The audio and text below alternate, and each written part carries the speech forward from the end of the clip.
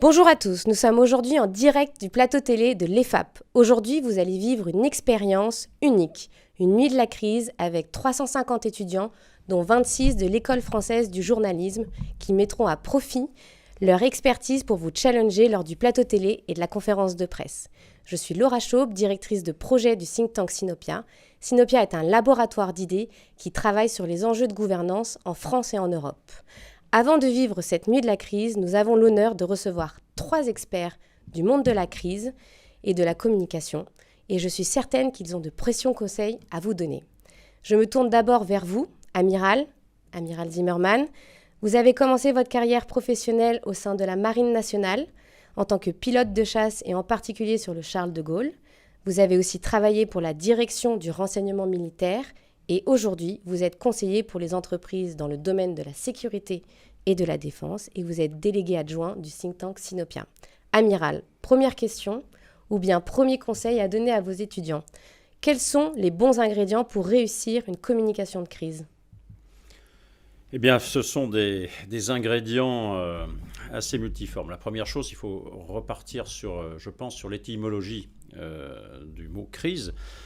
C'est vraiment une racine grecque, mais c'est faire le tri dans un premier temps, et ensuite essayer d'opérer un changement dans un système qui n'est plus tout à fait en équilibre. Donc essayer de lui faire retrouver un équilibre. Le deuxième point, sur la crise, il faut imaginer que c'est un système de systèmes, et non pas un événement particulier, mais vraiment un système de systèmes. Et il faut conserver à l'esprit un aspect à la fois matriciel pour les entrées et les sorties, mais aussi un aspect liquide, carène liquide, c'est-à-dire qu'on n'aura jamais un système qui va être statique, il va toujours évoluer en fonction du temps, en fonction des événements et en fonction des actions des décideurs. Alors les crises, elles sont toutes différentes, certes, mais il y a quand même des points de convergence. Le premier, c'est l'humain. Qui mettons autour de la table pour gérer une crise ? Il y a 2 domaines qui, moi, m'apparaissent importants. Un, la compétence de l'individu, et l'autre, ses qualités intrinsèques. Vous pouvez avoir le type le plus compétent du monde, s'il est humainement inefficace, ça ne marchera pas, et vice-versa. Le deuxième point, c'est l'environnement. Connaître son environnement, c'est peut-être la première des choses, c'est avoir une vision 360 degrés de la crise et de l'environnement à la fois interne à l'entreprise dans laquelle vous êtes, enfin l'entreprise, l'institution, l'entité, la famille, et 2, avoir une vision de l'environnement qui est à l'extérieur, qui va interagir avec votre environnement interne. Nature de la crise, l'entité, les conséquences potentielles aussi. Et là, ce que je conseillerais, c'est de créer des cercles, faire des cercles concentriques autour de la crise, avec les différentes parties que l'on pourra voir peut-être dans les travaux pratiques, mais cette logique de cercle concentrique, de matrice de cercle concentrique. Le troisième point, c'est le temps, le tempo. Le tempo de la crise, c'est un tempo qui est politique, au premier abord, donc c'est un tempo qui est extrêmement rapide. Et le dernier point, ce que je conseillerais, c'est de se faire un petit mémo. Alors chez les militaires, on appelle ça le MESI, ou alors on peut trouver ça sous la forme PESTEL dans le monde civil. Donc en gros, c'est politique, militaire, économie, sociale, information et infrastructure. Et après, il faut avoir cette vision, mais que vous avez déjà lorsque vous êtes un professionnel de la communication, et Jackie pourra nous en parler plus en détail, mais déjà toutes les forces et faiblesses de votre entreprise. Voilà, un peu. Donc c'est environnement. Et ensuite, après, pour le processus, j'espère qu'on pourra y revenir tout à l'heure. Bien sûr, mais justement, on va passer la parole à Monsieur Isabello. Donc, vous êtes fondateur de Parlez-moi d'impact, une agence de communication spécialisée en communication de crise. Avant, vous avez eu plusieurs expériences en cabinet ministériel et en particulier auprès du cabinet de Jean-Pierre Raffarin. Et vous avez fondé et dirigé plusieurs agences de communication institutionnelle et de crise. Vous êtes aussi adhérent et ancien administrateur du think tank Sinopia. On va justement vous poser ou orienter la question du côté politique. Donc, quel conseil donneriez-vous pour une bonne communication de crise et en particulier lorsqu'elle est politique ? Écoutez, sujet délicat. Donc déjà, la crise, c'est l'accentuation du niveau de tension sur une organisation. Donc, on pourrait se demander pourquoi il faut communiquer. On pourrait tout simplement gérer ça en famille. Papa et maman ne sont pas d'accord sur ce que les enfants doivent faire le samedi soir. Pourquoi devrait-on alerter l'extérieur ou plus largement l'intérieur de l'entreprise? Eh bien, tout simplement parce que si on ne le fait pas aujourd'hui, dans une société qui est hyper communicante, et tous les gens qui nous écoutent le sont, eh bien, c'est accentuer et rajouter de la crise sur la crise. Moi, je donne souvent un exemple. Le jour où la RATP a compris qu'il fallait dire aux voyageurs « Bonjour, nous ne savons pas ce qui se passe, mais nous vous tenons au courant », vous n'avez pas reçu d'information. Mais pourtant, vous avez reçu l'information essentielle. Le gars ou la fille qui est en charge du pilotage du train pense à vous. Et déjà, vous faites dégonfler la pression. Et donc, vous rassurez l'ensemble du deuxième point que je voulais évoquer et que l'amiral Zimmermann a détaillé, c'est l'ensemble des publics. Donc que ce soit en politique, que ce soit dans une crise sanitaire, que ce soit quand une usine explose, eh bien mécaniquement, on met sous tension l'ensemble des publics de l'organisation. Parce que les gens sont des spécialistes de la chimie ou de la conduite d'un char ou des transmissions. Ils ne sont pas là pour voir leur activité perturbée par un événement qui n'a jamais cours dans le processus de gestion. Et puis, un point important aussi, c'est que eh bien, celui qui communique, il est en charge de la chose la plus difficile. Il est chargé de décider de l'alerte. C'est lui qui met en alerte. Est-ce qu'on a un niveau de crise où on peut gérer ça à un niveau acceptable, sans prévenir trop de monde, parce que l'idée, c'est quand même de préserver la réputation d'une organisation, quelle qu'elle soit, ou alors il faut alerter l'ensemble des publics parce que si on ne le fait pas, on les met en péril. Donc que ce soit politique, que ce soit sanitaire, que ce soit santé, ou que ce soit même dans un processus de production d'une entreprise, eh bien, voilà, les mécaniques sont à peu près les mêmes. On change l'intitulé des colonnes pour après donner les bonnes informations qui vont faire redescendre la tension et qui vont permettre aux gens eh bien, de prendre les bonnes décisions, qui est un point aussi essentiel. Et on pourra revenir dans le détail sur tout ça. Avec grand plaisir, justement, on va poser la question du côté militaire. Donc, commandant Samuel Henry, bonjour. Bonjour Laura. Vous êtes officier de l'école de guerre terre, vous faites partie de la Légion étrangère. Pour mémoire, c'est un corps de l'armée de terre qui est composé à 90% d'étrangers. Vous avez fait plusieurs opérations extérieures au Mali, en Côte d'Ivoire, en Guyane et au Burkina Faso. Selon vous, quels sont les 3 points pour mieux gérer une crise et une communication de crise ? Moi, je suis tenté de faire le... Alors, je souscris déjà à ce qui a été dit, absolument. Pour faire un parallèle avec quelque chose que je connais, je ferai le parallèle avec la manœuvre militaire. Quand on s'engage dans une manœuvre, on cherche toujours à acquérir le maximum de renseignements sur l'ennemi. Je pense que c'est le premier point que je voudrais souligner en communication de crise. On va toujours essayer d'avoir une bonne connaissance de la situation réelle. Et ça, c'est un premier élément très précieux pour pouvoir, je pense, dresser un récit qui entrera en adéquation avec la vérité, pour déjà pas être pris en défaut. Premier point, acquérir à son niveau, sans forcément communiquer sur tous les points, le maximum de connaissances sur la situation actuelle, réelle. Le deuxième point, c'est que quand on manœuvre, on essaie de garder une liberté d'action. Donc je dirais que si je le ramène à la communication de crise, il faudrait peut-être songer à la manière dont on angle la communication pour se préserver une liberté d'action et se préserver une capacité à évoluer dans l'angle qu'on s'est choisi initialement, même si la situation évolue pas forcément de la manière dont on l'a anticipé. Donc garder, je dirais, un champ large. Et puis le troisième point, quand on progresse en manœuvre, on traite les cibles les unes après les autres et on prend en compte la portée de nos armes.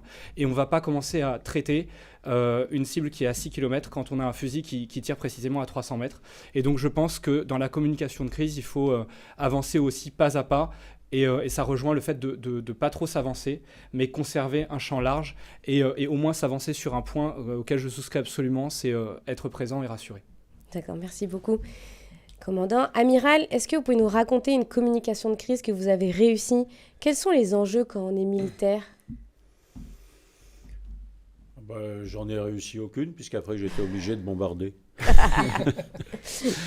Non, alors bon, déjà je ne vais pas pouvoir parler trop de crises résolues. Alors j'ai deux points en tête. La première, c'est en exercice, donc ça, il n'y a aucun souci, c'est lorsque vous avez la vie de quelqu'un en jeu. Dans un pays africain, j'avais, lors d'un exercice de sauvetage de combat, que j'avais organisé avec mon équipe, on avait perdu pendant 18 heures tout contact avec le survivant. Et on avait autour des bandes de singes cynocéphales qui étaient à proximité. Donc on avait quand même un certain degré de risque en termes de survivabilité de notre survivant potentiel. Voilà. Ça, c'est le premier point. L'enjeu, l'être humain. Donc tout était axé sur essayer de sauver, récupérer ce type-là le plus rapidement possible. Donc il y a un tempo, il y a l'environnement désertique, inhospitalier, quelqu'un qui n'avait pas mangé depuis 2 jours, qui se promenait dans la cambrousse juste avec un petit pistolet, et une bande d'une centaine de singes qui sont très agressifs. Donc ça, c'est un exemple. Donc tout faire pour récupérer le type en bonne santé, sans communication radio, etc. Donc il y a tout un enchaînement d'un processus, exactement comme je vous disais tout à l'heure, de planification, de gestion de ce genre de crise. Mais aussi vis-à-vis de l'extérieur, parce qu'il y a l'interne, c'est-à-dire nous, le groupe, mais aussi vis-à-vis de l'extérieur, les autorités locales, parce que dans un pays étranger, on ne fait pas n'importe quoi, donc, et tout cela. Ça, c'est le premier point. Le deuxième point, c'est un tempo politique. J'ai eu l'honneur de commander la base de chasse de l'Andivisio, qui est une base de l'aéronavale, et dans laquelle on fait beaucoup de bruit. Donc on avait des opposants au bruit. Et un jour, on s'est retrouvé avec une centaine d'agriculteurs et d'opposants locaux, des écologistes bien trempés, qui nous ont déversé du lisier et autres sur les portes, etc., et qui manifestaient, on ne pouvait plus bouger. Quand vous dites le bruit, c'est bien l'atterrissage? Le bruit des avions, oui, le bruit des avions, oui. Et donc, il a fallu aller négocier tout cela. Et ça, c'est quelque chose auquel nous, militaires, je n'avais jamais été confronté à aller négocier avec des types qui vous mettaient du lisier devant la porte, quoi, globalement. Donc là, il faut s'habituer, il faut déjà, encore une fois, première chose, c'est environnement, situation, établir sa situation, environnement, trouver des portes de sortie honorables sans pour autant se retrouver dans une situation où on ne peut plus rien faire. Donc, ni immobilisme, ni précipitation et accélération de la crise. Voilà, on va rester là dans les exemples. Après, il y a des crises, il y en a beaucoup, mais je pense qu'il y a un côté humain, sauvegarde de la vie humaine, et l'autre côté, comme je vous expliquais, tempo politique, avec les négociations avec le préfet, les élus locaux, etc., et puis les manifestants. D'accord, merci beaucoup. Monsieur Isabello, est-ce que vous êtes d'accord sur justement humain et tempo en communication de crise politique? Est-ce que vous avez une anecdote à nous raconter d'une réussite de communication de crise politique? Et surtout, comment échanger avec les hommes politiques? Quel est le conseil quand on est journaliste ou futur journaliste? Alors, je souscris à tout ce qu'a dit l'amiral Zimmermann, évidemment. Moi, la dernière qui me vient en tête, c'est ça, amiral, garde à vous. La dernière dont je sors, c'est une longue communication de crise sur la préservation, oui, je vais me mettre en mode communicant, des retraites de tous les jeunes qui nous écoutent en ce moment et qui vont bientôt se retrouver sur le marché du travail, c'est-à-dire qu'ils vont cotiser, ils vont mettre de l'argent de côté, ils vont confier cet argent à un organisme durant une quarantaine d'années, et puis ils escomptent qu'au bout d'une période de travail riche et méritante, eh bien, ils auront le droit à une période de calme un peu plus dirigée vers les loisirs. Et donc, pendant 1 an et demi, on a essayé de faire comprendre aux citoyens français que le gouvernement qui voulait orienter le flux des retraites complémentaires vers la réduction de ces déficits était en train de voler le patrimoine des gens. Donc en fait, l'enjeu, ça a été de faire sortir ce sujet de l'ornière très technique que voulaient adopter les fonctionnaires de Bercy et le gouvernement pour aller créer, ce qui est un point essentiel dans la communication de manière générale et la communication de crise encore plus, c'est l'attention. C'est de dire aux gens, c'est votre argent. Si on le prend et qu'on l'affecte pour faire autre chose, c'est interdit en comptabilité, ça c'est très technique, mais surtout on va toucher à un patrimoine que vous allez mettre 40 ans à... Donc à partir de ça, eh bien, par capillarité, on est arrivé à faire prendre conscience de l'importance de l'enjeu à quelques médias techniques, puis après à des médias un peu plus généralistes. Et puis enfin, on a atteint la sphère des politiques qui, eux, se sont dit, mais si on touche aux retraites de mes concitoyens, des gens qui habitent près de chez moi, eh bien c'est un scandale. Voilà. Donc par capillarité, on est arrivé à faire circuler ce message, le sortir de la dimension technique pour aller créer de l'émotion chez les gens. Et donc qui dit création d'émotion crée forcément beaucoup plus d'attention que si on reste cantonné à un aspect très technique. Et dans tous les exercices que les étudiantes et les étudiants auront à faire cet après-midi et ce soir, il faut toujours garder ça en tête. La dimension émotionnelle et la dimension proche des gens est essentielle, comme vous l'avez déjà dit tous les deux. Et pour justement échanger avec un homme politique qui est en général l'art de la parole, quel est le conseil qu'on pourrait donner à des futurs journalistes ? En mai 68, on disait d'où parles-tu, camarade ? C'est-à-dire qu'on voulait, on voulait que les gens qui parlent nous disent s'ils étaient plutôt à droite, à gauche, au centre, etc. La question avec un homme politique, c'est de dire, comme avec un média. Un média, on se dit, je ne parle pas aux journalistes, je parle au lectorat. Ou à l'audience du journaliste. Eh bien, un homme politique, on lui parle de ceux qui les lisent, de ceux qui font sa légitimité. Et donc, si on porte atteinte à ce qui fait partie, eux, de leur patrimoine, du fondement de leur travail, eh bien, forcément, on parle aux tripes de l'homme politique, puisqu'il est là pour les représenter. Moi, je fais partie de ceux qui pensent que c'est un métier, 1, très honorable, et 2, très important. Et donc, qu'il faut voter, quel que soit son âge, et j'en profite pour passer un message. Message reçu. Commandant, on va justement parler du statut de journaliste. Donc, lors de vos expériences sur le terrain, vous avez accompagné des journalistes sur le terrain de guerre. Est-ce que vous pouvez nous raconter votre relation avec les journalistes ? Comment vous les voyez ? Comment vous vivez avec eux dans ces moments-là ? Alors, ma relation avec les journalistes, elle est de 3 ordres, en fait, avec des gens qui font de l'image, parce qu'elle est plus large que ça. Et je n'ai pas, à proprement parler, accompagné un journaliste ou une journaliste vraiment au milieu des combats. Jamais eu de reporter de guerre juste à côté de moi, concrètement. Mais vous avez des équipes images qui appartiennent aux armées et qui vous suivent sur le terrain. Généralement, c'est bon signe quand ils sont là parce que c'est pas trop risqué. On les met là où il y a moins de chances de prendre une balle. On les met sur la 2e vague d'assaut héliporté. Donc si vous avez le photographe à côté de vous, c'est qu'a priori, vous êtes dans l'équipe qui arrive où il y a déjà un cordon de sécurité au moment où vous posez. Ensuite, vous allez avoir des super souvenirs parce que vous allez avoir des photos très bonne qualité de ce que vous avez fait sur place. Donc ça, c'était toujours très positif pour moi. Et puis, il n'y avait pas forcément de filtre à avoir avec ces gens-là parce qu'ils étaient la même équipe, comme les journalistes français, équipe France. Mais en plus, vraiment, ils portaient strictement le même maillot, celui de l'armée. La deuxième expérience, elle est très ponctuelle pour le coup. J'ai croisé au Sahel des journalistes, mais pour le coup qui circulaient un peu librement. Et dans des zones, en l'occurrence, dans des zones assez dangereuses. Et notamment une qu'on avait essayé de dissuader et malheureusement ça s'est mal fini pour elle quelques mois plus tard, mais pour le coup j'ai pas eu affaire aux journalistes en zone de guerre autre que cet épisode où on venait de sauter sur un engin explosif, on a arrêté le pick-up et on les a avertis en leur disant n'y allez pas, c'est la guerre. Voilà. Et puis la 3e expérience qui est pour le coup un peu plus longue et peut-être plus intéressante à détailler pour celles et ceux qui nous regardent, c'est que j'ai servi également en ambassade dans un pays du Sahel et là sur place il m'a été donné pendant plusieurs mois d'être responsable des relations de l'armée avec les journalistes du pays, donc de les tenir informés. Et puis moi, ça me tenait également à cœur d'établir une relation de confiance. Donc concrètement, je leur fournissais quotidiennement une revue de presse. Et puis on échangeait de manière informelle sur un peu... on essayait d'un peu de jauger les ressentis mutuels et puis l'analyse, plus que l'analyse strictement de la crise ou du conflit en cours, la compréhension, moi ça m'a été très précieux pour la compréhension culturelle du pays parce que les journalistes sont toujours très intéressants pour un militaire parce qu'ils sont des gens qui recoupent les informations, qui analysent beaucoup et qui parlent à tout le monde. Donc c'est toujours assez précieux d'avoir leur avis.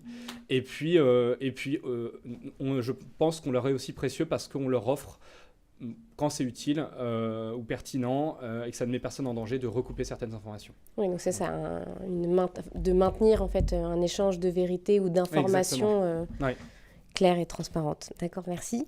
On arrive sur la fin de notre émission. Amiral, en 3 mots, est-ce que vous pouvez nous dire ce qu'il ne faut pas faire en communication de crise ? Je pense que ça peut être intéressant aussi pour les étudiants qui nous écoutent. Quelles sont les pires erreurs ? Alors, pour synthétiser tout cela, je vais vous répondre en 3 points. Pas 3 mots, 3 points. Très bien. Premièrement, et c'est pas de ne pas, avoir 3 points de ce qu'il ne faut pas faire, mais c'est plutôt 3 points essentiels à mon avis, parce que ce qu'il ne faut pas faire, c'est aussi lié à la crise elle-même. Bon, comme je disais tout à l'heure, les crises sont quand même assez différentes les unes des autres. La première chose pour moi, c'est se garder à l'esprit que la crise, elle est liquide, elle est visqueuse. Elle est protéiforme, donc elle ne va jamais être en équilibre, elle va toujours évoluer avec le temps et les acteurs. Le deuxième point, c'est la connaissance. Se pénétrer de la connaissance de la situation, de son environnement endogène et exogène, et de la perception des enjeux. Enjeux politiques, enjeux humains, enjeux financiers, etc., etc. Le troisième point, c'est l'attitude. L'attitude, c'est-à-dire jamais osciller entre précipitation et manque de réaction, entre immobilisme et précipitation. Et ça va de pair avec le sentiment d'invulnérabilité et la peur de l'échec. Voilà. Les 3 points, je pense qu'il faut garder à l'esprit en permanence. D'accord, merci beaucoup. Monsieur Isabello, est-ce que vous pouvez nous donner un exemple d'une communication de crise qui est un échec pour vous? Alors, oui, quelques-unes qui vont résonner dans la tête de celles et ceux qui nous écoutent. Bon, on va faire des exercices de prise de parole cet après-midi, donc leur rappeler que c'est... je suis le seul militaire qui est pas de la... Je suis le seul à pas être de la bande militaire, mais j'ai quelques acronymes dans ma poche. Donc, EEC, écoute, empathie, clarté. Le message clair, concis, concret. Ça, c'est très important. Et puis, quelques-unes, eh bien, souvenez-vous, par ordre chronologique, le scandale de ce qu'on appelait le scandale du diesel, la crise des pizzas Buitoni, et puis la crise Lactalis. Et le point commun de ces 3 crises, c'est un manque, j'aurais tendance à dire, je me permets des termes un peu emphatiques, coupable. Aujourd'hui, quand on dirige de telles entreprises et qu'on vend des choses aux Françaises et aux Français, voire à même beaucoup plus largement à d'autres citoyens, on ne peut pas rester plusieurs semaines, plusieurs mois, comme c'est arrivé pour Volkswagen, sans prendre la parole pour livrer, comme l'ont dit le commandant Henry et l'amiral Zimmermann, une analyse de la situation, et puis de donner aux gens la lecture de là où on en est. Parce que l'idée, c'est pas de dire « hop, voilà, tout est fini » et de parler une fois que tout est terminé. On doit en permanence imprimer un tempo, ça a déjà été dit. Si on ne le fait pas et si on n'est pas présent, eh bien c'est comme sur un terrain militaire, c'est quelqu'un d'autre qui prend la place. Et aujourd'hui, dans une situation de désinformation généralisée, de fake news et de guerre de l'information. D'ailleurs, je recommande à nos étudiantes et étudiants le très bon livre de David Colomb sur la guerre de l'information. Eh bien, c'est quelqu'un d'autre de mal intentionné qui va prendre cette place. Donc, le chef, la chef, dans l'organisation, doit livrer sa lecture de la cinématique de la crise. C'est la manière dont ça se déroule. Donc, ne pas parler, c'est pas préserver l'organisation, c'est aujourd'hui une attitude coupable. Et toutes celles et ceux qui vont sortir diplômés de leur école devront se battre en permanence contre des gens qui leur diront « pour vivre heureux, vivons cachés ». Ça n'est absolument plus possible qu'on soit dans l'armée. Et je me permets de rajouter que l'armée française, à la différence d'autres armées, respecte les lois de la guerre, puisqu'il y a des lois de la guerre, et que les médias protégés font partie de cette image que l'armée donne parce qu'elle fait partie d'un instrument démocratique. Voilà. Donc cette communication, où qu'on soit, elle est essentielle et chacune et chacun devra se battre pour l'exercer au service de l'entreprise ou de l'organisation. D'accord. En réalité, c'est le premier conseil que vous avez donné aux étudiants avec la RATP qui communique en permanence sans savoir... Ne pas donner d'informations, c'est donner une information. Quand un scientifique dit « je ne sais pas », il dit pas rien. Il dit voilà où est-ce qu'on en est aujourd'hui. Et c'est important. Est-ce que je devrais traverser la route sans regarder? Je ne sais pas. Mais voilà, je prends un exemple un peu bête. C'est livrer quelque chose. On lance une information, on crée une interaction dans le cerveau de quelqu'un qui, lui, va vous faire ce qu'on appelle un feedback. Et son feedback, c'est il va décider d'une attitude à tenir. Et comme le savent les scientifiques, l'ignorance fait partie du processus d'évolution. Et est-ce qu'en communication et en communication de crise, il y a des overdoses d'informations ou on communique jamais trop? Les overdoses d'informations, ce sont les informations, comme l'ont dit le commandant Henry, l'amiral Zimmerman, qui pourraient être des informations contradictoires. Si on donne des injonctions paradoxales, ça c'est la grande spécialité des gouvernants par exemple. Il y en a un qui est ministre du sport, il vous dit un truc, l'autre il est ministre de je sais pas quoi, il vous dit quasiment l'inverse parce qu'il n'a pas forcément toutes les informations. Donc dans une crise, si on transmet des informations contradictoires, on crée une rupture cognitive. Et si on crée une rupture cognitive, qu'est-ce qui se passe? On crée la défiance mécaniquement. On n'a plus confiance. Et si on n'a plus confiance, on ne fait pas avancer les gens dans la même direction au service de la résolution de la crise. Donc c'est le bordel. Donc voilà. D'accord, merci beaucoup. Commandant, donc aujourd'hui nous avons des étudiants en journalisme. Selon vous, qu'est-ce qu'un bon journaliste? Je pense que nous, en tant que militaires, ce qui est très confortable pour nous, parfois, c'est de se dire que le journaliste va relayer strictement les éléments qu'on a besoin qu'il relaye, parce que, je l'ai dit, on est de la même équipe. Je pense que ce qui fait un bon journaliste, de mon expérience, c'est un journaliste avec lequel se tisse ou laquelle se tisse une relation de confiance. Et une relation de confiance, elle se construit petit à petit.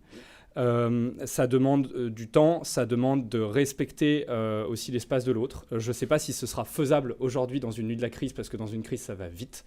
Et on l'a dit, la crise, c'est un tamis. L'étymologie, c'est que Chrysos, c'est le tamis. Donc, au travers de la crise, les choses se révèlent. Elles vont peut-être se révéler un peu trop vite aujourd'hui. Mais ce que je retiens, c'est que pour moi, c'est comme une relation amoureuse. Ça se construit, ou amicale, ça se construit petit à petit par des gages de confiance mutuels. Et souvent, les militaires ont parfois des réticences avec les journalistes parce qu'ils ont le sentiment de se faire tamponner un peu brutalement par quelqu'un qui vient les séduire, sans pour autant avoir le souci d'une relation authentique.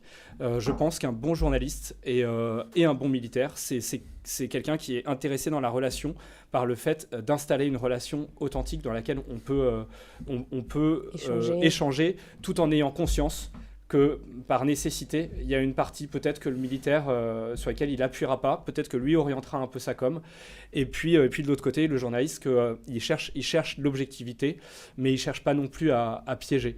Et d'ailleurs, puisque je suis là, j'en profite pour dire un mot sur le pôle rayonnement de l'armée de terre, puisque je représente l'armée de terre aujourd'hui, l'école de guerre-terre. Pour ceux et celles qui voudraient en savoir plus sur l'armée de terre, il y a le pôle rayonnement de l'armée de terre qui peut être suivi sur LinkedIn. Et puis, il y a plusieurs manières donc, d'être attaché en tant que journaliste à l'armée de terre, ou en tout cas de mieux la connaître, en s'intéressant au pôle rayonnement de l'armée de terre, en le suivant sur LinkedIn pour commencer. Et puis j'annonce également qu'il est possible pour un journaliste ou une journaliste de tenir une fonction de réserviste. Donc, oui, voilà, ça c'est pour plus tard. Et ça se réfléchit, surtout à une période de guerre de l'information où la recherche d'objectivité aujourd'hui, on voit bien qu'elle est confrontée malheureusement à des narratifs qui sont déployés par nos adversaires et qui sont extrêmement agressifs et qui n'hésitent pas à travestir la vérité et à utiliser des méthodes agressives. Et dès lors, le journaliste qui cherche l'objectivité de manière candide ou habituelle en donnant un temps de parole équivalent à tout le monde, finalement ne sera plus objectif. Parce qu'il pourrait mécaniquement donner l'avantage à ceux qui inondent le plus les réseaux sociaux ou arrivent à répandre le mieux leur information ou leur désinformation. Voilà. Et je pense qu'aujourd'hui, cette recherche d'objectivité, elle doit être mise en balance avec la nécessité de tenir un point de vue équilibré, c'est-à-dire que les journalistes, aujourd'hui plus que jamais à l'ère des réseaux sociaux, doivent faire preuve de recul sur l'information qu'ils délivrent. Merci beaucoup. Justement, Monsieur Isabello et Amiral Zimmerman, je voulais vous poser une dernière question sur les réseaux sociaux. C'est quand même quelque chose qui est prédominant, important. Comment les maîtriser? Parce que c'est ce qui peut faire retourner une crise. Ça peut être une crise dans la crise. Ça peut être un bon outil de guerre. Alors, il y a une partie confidentielle aussi qu'il faut savoir ne pas la divulguer. Comment maîtriser tous ces outils? Les réseaux sociaux, de toutes les façons, ce n'est pas, entre guillemets, l'information ou la désinformation, elle ne peut pas être empêchée. Donc après, il faut la prendre, l'accompagner, démentir lorsqu'il faut démentir, en temps réel ou en non-temps réel, en fonction de ce que l'on a comme élément. Comme disait tout à l'heure Jackie, il n'est pas question de raconter des salades quand on n'a pas l'information. Il vaut mieux dire je n'ai pas l'information, on regarde et après on y repart. Voilà, c'est le premier point. Donc, démentir les mauvaises informations, démentir les fausses informations, ça c'est essentiel. Après, les réseaux sociaux, c'est aussi ce qui se passe derrière le rideau, c'est-à-dire du travail d'influence. Là, quand on parle de réseaux sociaux, qu'est-ce que c'est? C'est un outil d'influence. N'importe quel réseau social, c'est un outil d'influence. Donc il faut avoir des réactions de contre-influence, mais aussi des réactions, on va dire, de contre-influence, finalement. C'est plus offensif. Et là, on va s'arrêter là, parce que de toutes les façons, c'est pas possible d'aller plus loin en termes d'explication. Mais le réseau social, je pense qu'aujourd'hui, on ne peut pas faire abstraction du réseau social. Et donc, l'utiliser, l'accompagner pour se défendre, mais aussi pour attaquer. Monsieur Isabello? Moi, quand j'interviens dans une organisation, souvent, le premier défaut que je constate, c'est que souvent, certains experts veulent basculer directement dans l'action, faire sans véritablement savoir. Et ce que j'ai apprécié dans les discours du commandant Henry, de l'amiral Zimmermann, c'est que, et j'espère que tout le monde l'a entendu, ils ont mis un accent tout particulier sur l'analyse de la situation. Ça, c'est la force de l'armée, d'essayer de se dire, on parle souvent, ils l'entendent dans les médias, ceux qui nous écoutent, le brouillard de la guerre. Le brouillard de la guerre, il peut nous orienter dans la mauvaise direction. Les réseaux sociaux, ça peut servir à ça. C'est-à-dire que ça ne se maîtrise pas, mais ça s'écoute. Ça s'écoute parce que ça va délivrer de l'information. Et de cette information, on va repérer quels sont les alliés, quels sont les ennemis. Il faut faire une analyse matricielle de ceux qui sont avec nous et de ceux qui sont contre nous. Et donc, à partir de ce moment-là, il y a des messages qui pourront partir sur les réseaux sociaux, qui sont des réseaux sociaux objectifs. En revanche, il y a des réseaux sociaux qui sont spécialistes de la désinformation. Et là, c'est vrai que les mécaniques militaires, elles sont très instructives parce que l'armée sait faire de la contre-attaque. Voilà. C'est faire de la contre-information. Donc de savoir se battre dans un terrain particulier. Et ces méthodes de contre-offensive, elles sont renseignées depuis très longtemps. Elles peuvent être déployées sur les réseaux sociaux. Et donc, ça sert à ça. Ça sert à livrer un état d'une certaine forme d'opinion. Et à partir de ce moment-là, quand on sait la caisse de résonance que constituent ces réseaux sociaux, adresser les choses qui soit peuvent nous aider à faire passer nos messages, ou alors, de l'autre côté, à créer un vent de panique ou à créer un peu cette fameuse rupture cognitive dont je parlais tout à l'heure. D'accord, merci beaucoup.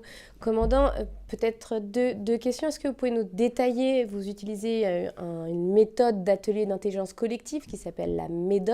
Oui. Donc c'est une stratégie, une tactique. Est-ce que vous pouvez justement la détailler pour comment la mettre en place? Et ça donnera certainement des idées. Alors comme pour toute décision stratégique, mais c'est valable également pour les décideurs en entreprise, pour résoudre un problème, on cherche d'abord à identifier le nœud du problème, ensuite à produire des solutions alternatives, et ensuite à identifier la solution qu'on retient. Et puis parfois en entreprise, à comment on intègre la solution. Ça, ce sont les 3 étapes. Et en fait, la méthode de décision opérationnelle tactique, elle déroule ces 3 étapes. 1, identification du problème, donc par la méthode de ce qu'on appelle dans l'armée les 5 whisky, what, when, quand, où, quoi, qui, le nœud du problème, contre qui, avec qui. Et en fait, décomposer le problème, pour reprendre un terme qui a été très employé, de manière matricielle. On décompose, on objective, on prend les paramètres bruts et on essaye d'identifier avec qui, contre qui, quel est le problème, quand et où on agit, quand et où aura lieu la manœuvre. Et le point clé. On essaye d'identifier un point clé et ensuite on produit à partir de ça 2 manœuvres possibles, pour nous 2 manœuvres, mais il y en a sûrement plus en communication de crise. On élabore des critères de décision. Comment doit être notre réponse, quels critères doivent être respectés. On regarde par rapport à ces critères laquelle de nos réponses répond le mieux à ces critères. Et ensuite, on retient une solution qui sera pour nous ce qu'on appelle le MA, le mode d'action, et qui sera en l'occurrence ce soir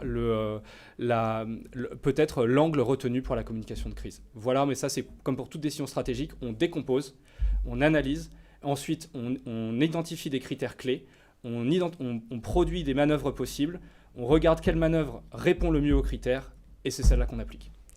Et justement, si j'ai bien compris, pour être un bon communicant ou en tout cas un bon journaliste, il faut avoir du sang-froid, c'est ça? Pas se précipiter. Comment avoir du sang-froid? Ça, c'est important, pas comment avoir du sang-froid, mais dans une équipe de com de crise, c'est comme dans une organisation professionnelle ou dans le sport. On dit souvent, c'est quoi la différence entre un sportif et un athlète de haut niveau? Un athlète, vraiment, la grosse différence, c'est qu'il y a des gens qui supportent la pression de manière exceptionnelle. Et il y a des gens, et moi j'en faisais partie, qui à la moindre pression envoient les ballons dans les tribunes. Voilà, c'est ça. C'est de dire dans une équipe qui supporte le stress, qui le supporte moins, et savoir le comprendre et se le dire. Parce que trop de stress mal analysé, ça crée de l'asymétrie. Et de l'asymétrie dans l'information, eh bien, c'est un ennemi supplémentaire au sein de la cellule.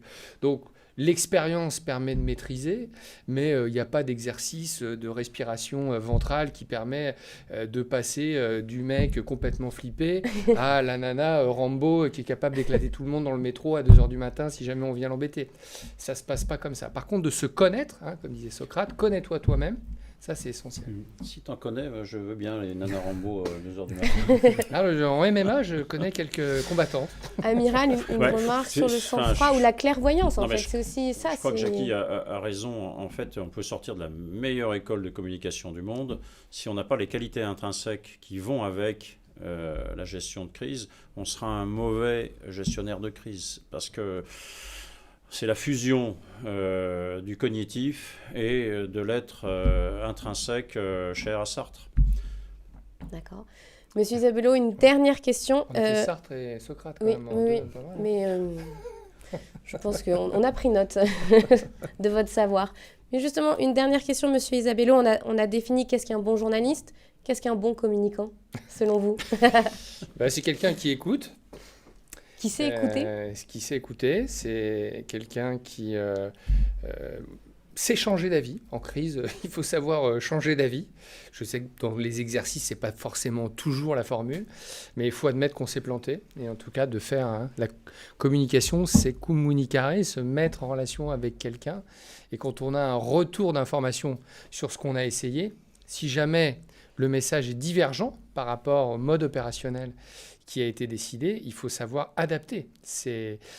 La stratégie et la tactique vont de pair, et si la tactique montre que la stratégie n'est pas forcément idéale, il faut savoir faire en sorte que les équipes s'adaptent au retour d'informations. Ça, c'est vraiment important.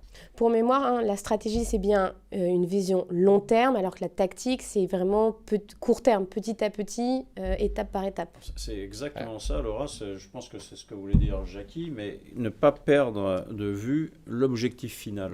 Voilà. C'est en toute communication de crise, quel est l'objectif final? Parce que la crise, comme je vous le disais tout à l'heure, et il le dit bien, elle est mouvante, elle est liquide. Donc quel est finalement l'objectif final, l'état final recherché, pour employer un terme tout à fait militaire?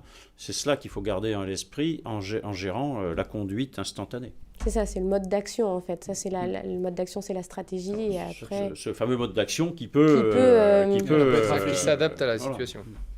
Très bien, merci beaucoup. Un immense merci à vous trois pour vos partages d'expériences et conseils en communication de crise.